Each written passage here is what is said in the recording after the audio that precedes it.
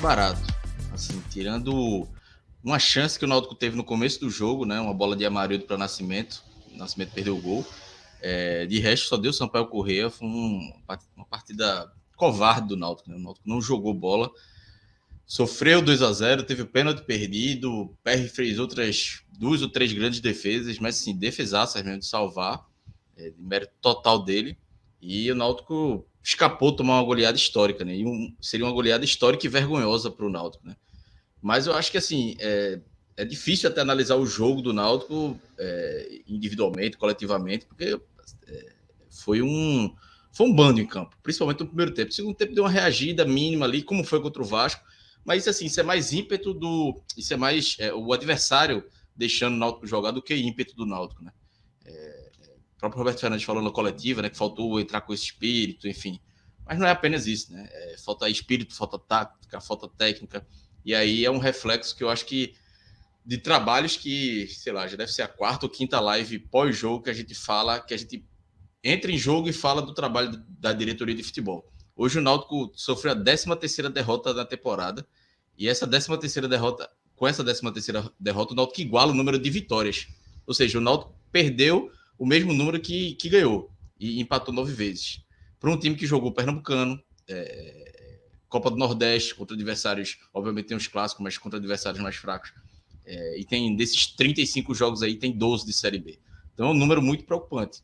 Então, assim, Roberto Fernandes tem culpa, o elenco tem culpa, mas eles são apenas a ponta do iceberg nessa questão toda. O trabalho da diretoria de futebol é muito ruim. A montagem do elenco é muito ruim. O Náutico hoje pode terminar na zona de rebaixamento, a rodada na zona de rebaixamento. Não é coincidência. Ter apenas 12 pontos, está no 15º lugar, ainda falta quase todos os adversários ali de baixo jogar. Então, assim, é um reflexo de todo o trabalho que a diretoria fez errada. E não é uma folha...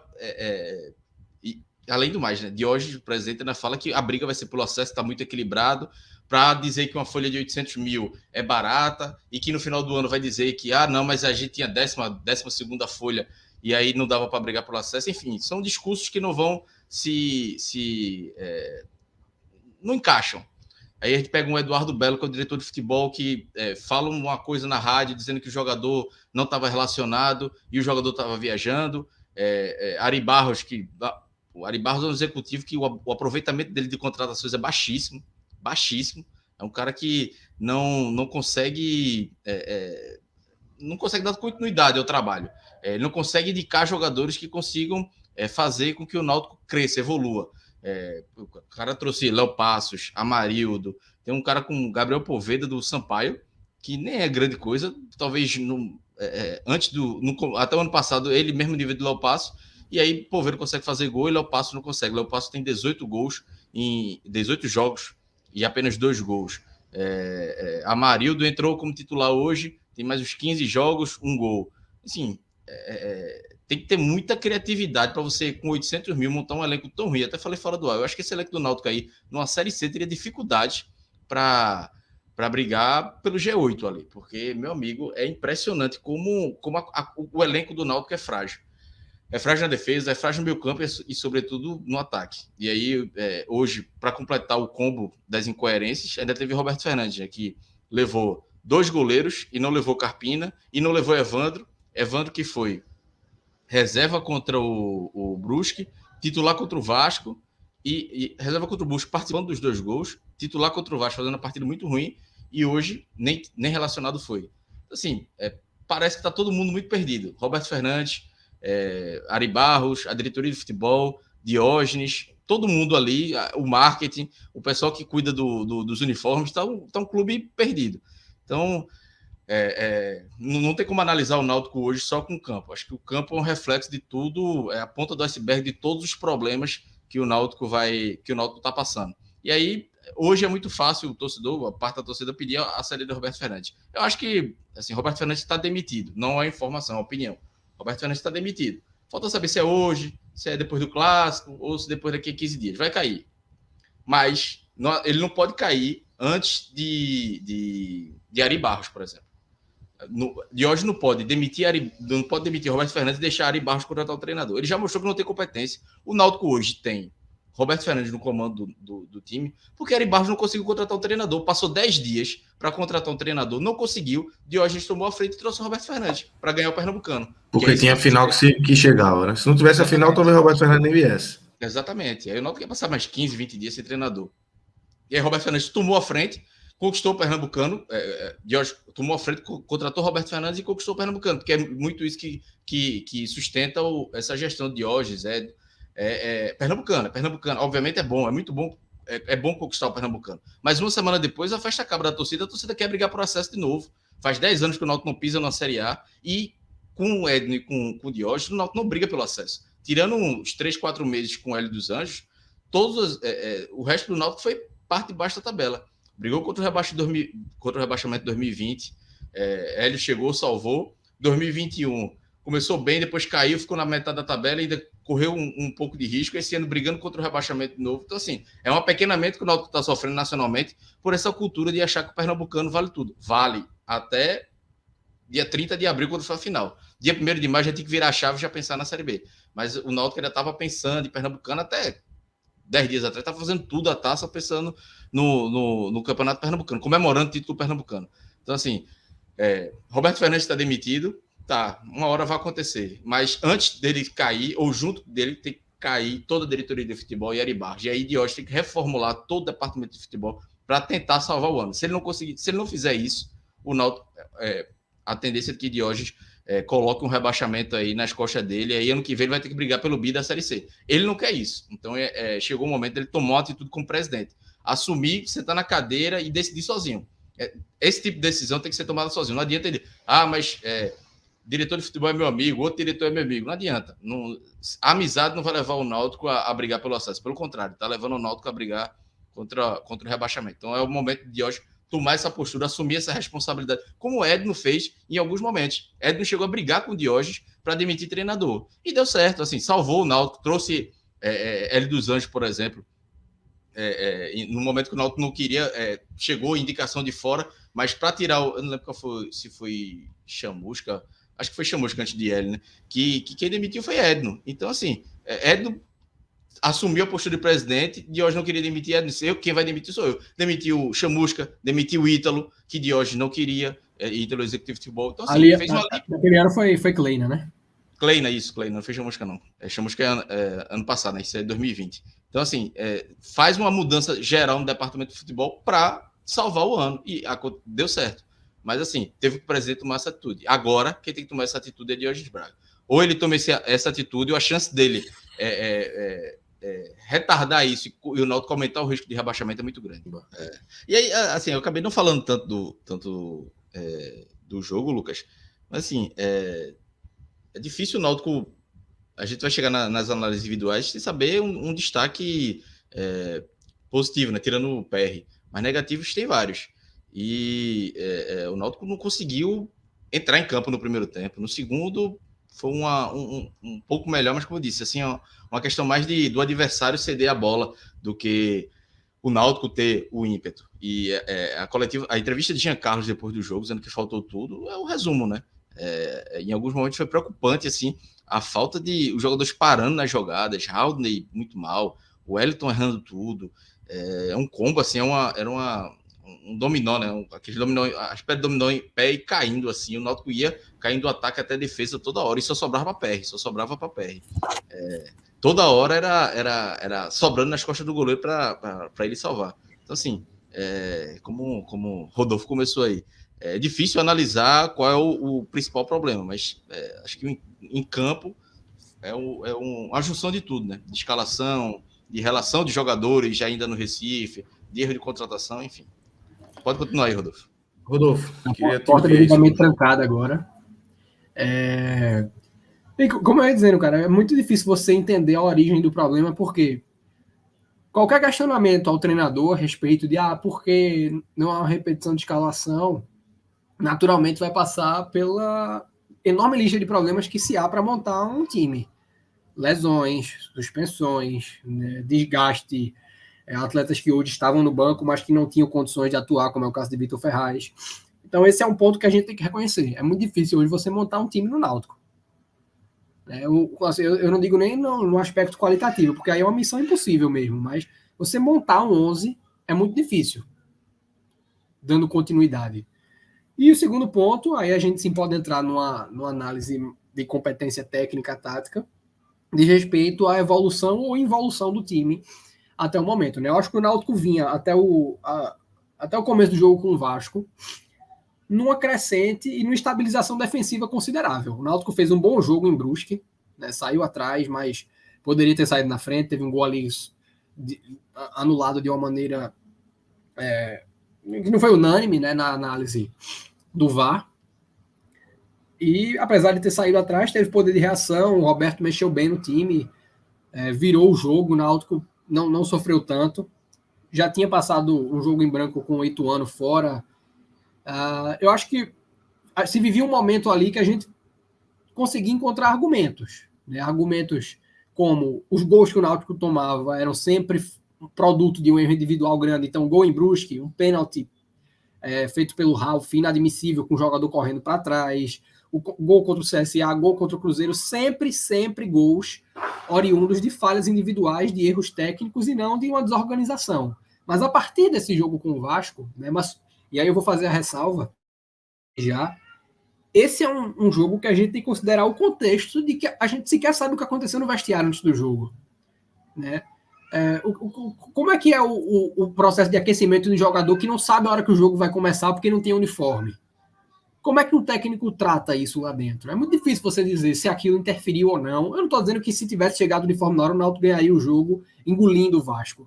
Mas talvez o que o Náutico tenha apresentado no primeiro tempo esteja relacionado à péssima condução na gestão do enxoval, que culminou naquele vexame. E de lá para cá, fato o Náutico fez 2 exibições muito ruins. Né? No jogo de hoje, o primeiro tempo foi roteirizado em cima do lado esquerdo defensivo do Náutico, né, com Pimentinha sobre Júnior Tavares. E não há o que dizer, além da atuação do Náutico, além de que foi medíocre. O Náutico sofreu demais defensivamente, foi muito parco ofensivamente. Poderia ter perdido esse jogo por 3, 4, 5 gols de diferença. Né? Lucas Perry vive aí... eu li um comentário interessante que é um goleiro de Série A jogando uma Série B no time de Série C. E essa é a síntese mesmo. É um jogador que dá pena você ver sendo bombardeado o tempo inteiro e sem a perspectiva de estar alcançando o patamar que ele merecia estar vivendo hoje. E aí o Náutico termina o primeiro tempo perdendo o jogo por 2-0, né? Gols de 2 carrascos do Náutico. Pimentinha hoje chegou, salvo engano, no 4º gol sobre o Náutico. Foram 2 em 2016 no jogo que demitiu o Alexandre Galo. Um no ano passado, que foi praticamente idêntico a esse, né? Aquela jogada clássica de Robin que conduz, todo mundo sabe que vai puxar para a esquerda, ele puxa para a esquerda e ainda assim ninguém consegue parar. E o segundo gol marcado pelo Gabriel Poveda, que até marcar o gol teve 2 chances claras, o pênalti que o Perry pega, uma bola pouco antes, que ele muito parecida, linha de fundo do Pimentinha, a bola vai para trás, ele finaliza para fora, e enfim o gol, que acredito seja o terceiro que ele faz sobre o Náutico. Teve um pelo Juventude, no jogo de ida da semifinal da Série C de 2019, um pelo Brasil de Pelotas em 2020, o Náutico de Gilson Kleina jogando no Sul, e agora esse, então, terceiro gol. Entre os dois lances, tiveram 2 situações de gol, né? Tiveram 2 cabeçadas saindo de escanteios no começo do jogo, na volta do intervalo, bola na trave. Então, o Sampaio Corrêa poderia ter feito muito mais, o Náutico poderia ter saído de campo com uma goleada vexatória, e não saiu. Né? O 2-0 não diz de fato que foi o jogo. Mostra que foi um jogo seguro, mas foi bem mais que isso, né? Foi um passeio do Sampaio Corrêa em cima do Náutico hoje. E faltou capacidade de reação, porque o Náutico é um time que tem poucas peças no time titular com capacidade produtiva de nível de Série B, e no banco sempre falta, né? Porque quem consegue adicionar alguma coisa está no time titular. Agora, existe algo muito sombrio lá dentro para um Carpina, né, com o que já apresentou na temporada, não está tendo oportunidade nem sequer ficar no banco. Para um Júlio ser colocado na fogueira que foi hoje e desprovido de oportunidade de amadurecer durante o estadual. Né? Eu fiz as contas aqui com o jogo de hoje. Eu não vou falar nem número de jogos, porque número de jogos, às vezes, o cara entra faltando 1 minuto e contabiliza. Mas se a gente pega os minutos, É como se a Amarildo tivesse jogado 5 jogos pelo Náutico, Léo Passos mais de 10, e Júlio, com os 60 e poucos minutos que teve em campo hoje, ainda não completou nem 2 jogos em campo pelo Náutico. Ele tem um total de 334 minutos. Né? Se você tira isso dividido por 90, você vai ter 1,8 jogos do atleta com a camisa do Náutico no profissional. Então há essa carência, né, de oportunidades, e o momento de fazer o jogador amadurecer para uma Série B era no estadual, era na Copa do Nordeste, quando a Amarildo jogou, quando o Léo Passos jogou. E se é para jogar na Série B, que deixa esse regular. Não adianta colocar um menino de 5 em 5 jogos, de 10 em 10 jogos. Ele não pode estar sendo pincelado aqui e ali. Tem que estar tendo continuidade. Então, no aspecto de jogo, de time, eu acho que o problema ele começa, né, na falta de conceito para se formar esse elenco e nas consequências disso. Né? Você precisa estar olhando o mercado sempre em desespero, então você não tem condição de esperar a melhor condição para o centroavante aparecer. Você precisa trazer Amarildo, porque Chiesa machucou, porque Álvaro não ficou. Tudo dentro de uma previsibilidade muito grande, né? Porque tudo isso realmente era algo que a gente comentava aqui em janeiro. Pô, mas e se Chiesa machucar? E se Álvaro tornar a machucar ou sair? Né? Porque o contrato era só até abril. E eu acho que até na hora de mapear reposições, o Náutico não fez isso acertadamente, porque não teve nenhum jogador trazido com as características de Chiesa, um cara mais móvel, com condição de jogar como falso 9, mas saindo da área para a ponta. Não adianta dizer que Léo Passos é móvel, porque tudo bem, é um jogador mais versátil, mas não é um centroavante, nunca foi. Jogava de 10 na base, já jogou de ponta. Então eu acho que o mercado do Náutico ele foi mal pensado. Além de ser mal pensado, foi muito mal executado, né, com contratações sempre feitas em momentos equivocados, sempre pensando em trazer atletas numa condição de recuperação. Hoje Leandro Carvalho está deixando o clube, Evandro, que veio nessa condição, não estava nem no banco, e qualquer argumento contra isso vai caindo por terra a cada jogo, quando a gente vê uma escalação, quando a gente vê as opções de banco, quando a gente vê rendimento. Hoje o Náutico mereceu perder. Para mim, existe uma divisão entre o trabalho de Roberto até o jogo com o Vasco e a partir de então, né, que é o que a gente está analisando aqui, o que aconteceu ao longo dessa semana, e realmente o que é que a gente consegue fazer aqui é expor a situação, mas não dá para Lucas, Cláudio, Rodolfo dizer, porra, é 50% Roberto, 50% o fator externo, ou então é 90% Roberto e 10% campo, ou vice-versa, pode ser 90% o extracampo, né? O elenco não é formidável, o trabalho de Roberto, sem dúvidas, tem margem de questionamentos, mas você não sabe o quão é possível questionar, né? O quanto do jogo do Vasco está na conta do trabalho do treinador, o quanto está na conta do time, e o quanto foi uma influência de uma equipe que estava pronta para entrar em campo às 7 horas, acho que o jogo devia ter começado, e entrou quase 7h30, né? Ostentando uma vergonha incrível de vestir a camisa que chegou no saco de lixo, porque o clube não tinha o uniforme pronto. Isso está reverberando até agora. Tá reverberando. Se você for ver o lance a lance do Globo Esporte, o pré-jogo, o primeiro vídeo são as camisas chegando na moto. Então, como é que você vai dizer que isso não impacta no psicológico de um atleta, né? Querendo ou não, a vitrine de onde ele está? No jogo de hoje, eu acho que naturalmente a gente não consegue associar isso ao desempenho. Já passou o episódio, mas o fato é que o jogo do Vasco pode ter sido muito influenciado por aquilo, e você não consegue dissociar a forma que o Náutico entrou em campo hoje pelo resultado do Vasco. Muitas mudanças foram feitas em função daquele jogo. O time entrou em campo muito mais pressionado depois de uma derrota sofrendo 3 gols dentro de casa, entre aspas, porque o jogo foi no Arruda.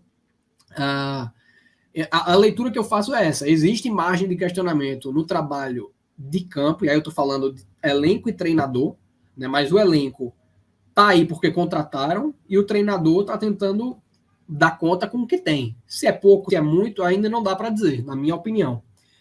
O que dá para a gente questionar e apontar objetivamente onde está sendo mal executado e em que grau está sendo mal executado é trabalho de presidente, vice-presidente e diretoria. E o trabalho de todos os 3 é péssimo. Ô, Rodolfo, só para complementar, o Náutico contratou semana retrasada, Geovânio e João Lucas, né?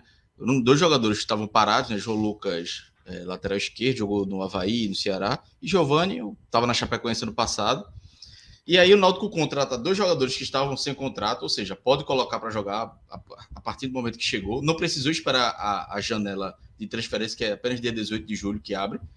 Principalmente a questão de João Lucas, né, que o Náutico machucou o Brian, estava sem Júnior Tavares, que voltou apenas hoje. Não tem nem lateral esquerdo no banco, então era uma urgência. Só que aí Roberto Fernandes fala depois do último jogo, que esses jogadores só podem jogar daqui a 20 dias. Hoje a gente é dia 10. Ou seja, você sabe que eles vão jogar o clássico, né? Aí pronto, aí veja. Não, né? Aí vai ser no desespero, porque a questão de condição física, pelo que o Roberto falou, não tem condições. Não tem. E aí o Náutico contrata os caras para aproveitar a janela, antes para aproveitar os jogadores que estavam livres, para contratar, para não precisar esperar até a janela. E, teoricamente, esses jogadores só vão poder jogar lá perto da janela abrir. Ou seja, não faz sentido, né? São contratações que ou você faz com urgência ou espera a janela abrir. E o Náutico faz agora, e aí, como o Rodolfo falou, vai ter o clássico agora, nos aflitos, pressão da torcida, um jogo de um potencial muito grande de risco, que se o Náutico não vence, a gente já está vendo os últimos jogos nos aflitos como é que está sendo, diretoria sendo pressionada pela torcida indo confrontar jogador, enfim, se perde um clássico, depois dessa sequência que está tendo, depois dessa sequência de vergonhas, a chance de ter uma confusão é gigante, e mesmo que tiver 3, 4 mil, 5 mil pessoas, a chance é grande. Então, assim, é um planejamento que não dá para entender. Você contrata 2 jogadores que não jogam há 6 meses. João Lucas não joga há 3 meses e Giovani joga desde o ano passado. E aí, na teoria, eram jogadores que não precisavam esperar a janela, mas vão jogar praticamente quando a janela abrir. Ou a não ser que o planejamento seja interrompido, né? seja atropelado. Como foi que Chiesa? Chiesa voltou sem ter condição nenhuma, porque o Náutico renovou com o Álvaro, acreditando que Álvaro tinha condição. Com 2 jogos, o Náutico viu que Álvaro não tinha condições. Volta Chiesa atropelado e agora Chiesa está há 1 mês e meio sem jogar, está só treinando para voltar no clássico agora contra o Sport também, sim. É um planejamento muito atropelado e que tem responsáveis claros. Assim, não é possível que eu esteja enxergando isso. O Rodolfo está falando isso aqui desde janeiro. Todo mundo está vendo, e Diógenes, que é o presidente e que manda muito no futebol também. Ou ele não enxerga, ou a arrogância, a prepotência acaba cegando ele e ele acha que não, tá tudo certo, é acerto de percurso, é culpa dos desfalques, a gente teve azar com lesão. Pô, não é azar, são erros. Não é possível que você tenha um azar durante 2, 3 anos. São erros que vão se repetindo nesses últimos anos com a mesma diretoria de futebol, basicamente.